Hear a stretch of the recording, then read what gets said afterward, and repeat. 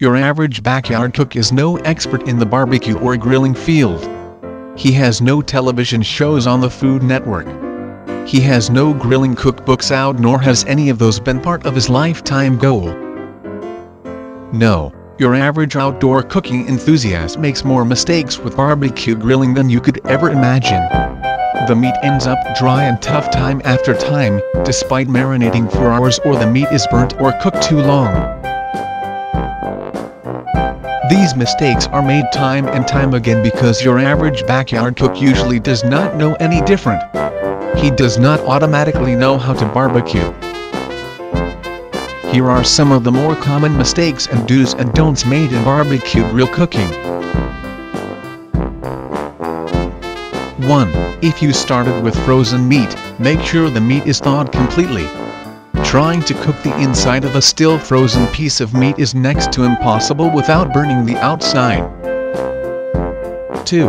When using a charcoal grill, try to start the fire without charcoal lighter fluid. Lighter fluid taste will always get into your meat no matter how much you cook the coals down first. A chimney starter makes starting the fire a breeze. It also allows you to add charcoal along the way should the coals burn out along the way. 3. Never poke the barbecue meat with a fork after cooking has begun. This is one of the most common mistakes and one of the most deadly for your barbecue. When poking with a fork, the juices will run out of the meat and right into the bottom of the barbecue pit or grill. Your meat will be dry and less tender. Use a long set of tongs to turn the meat. 4. Lower the heat except for grilled steaks, which need a quick searing. Cook slowly over low to medium heat. Lower heat is much more manageable and it will make the meat tender and juicy. 5. Quit lifting the lid to check the meat. Every time you do that, it changes the temperature inside the barbecue grill or pit. Air from you opening the lid acts like a sponge and dries the meat up. Opening the lid also increases your chances of flare-ups. 6. This is more of a food safety mistake. Do not put the cooked meat back on the same plate or platter that the raw meat was on without washing it first. Mixing the cooked with the raw just begs for someone to get sick. 7.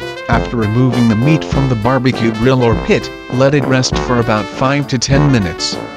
Cutting into or slicing the meat immediately after pulling it from the cooker will cause all the juices to flow out of the meat and onto the platter.